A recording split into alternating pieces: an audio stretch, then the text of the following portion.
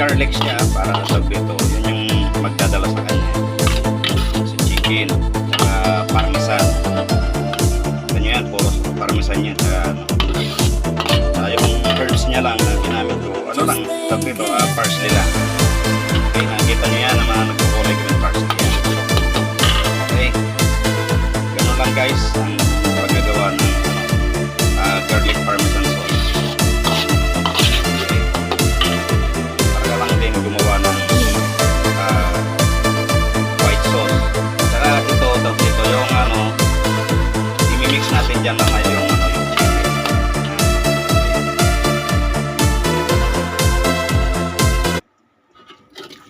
Okay guys, tingnan yung kinalabasan ng ano ng ginawa natin. Ayan.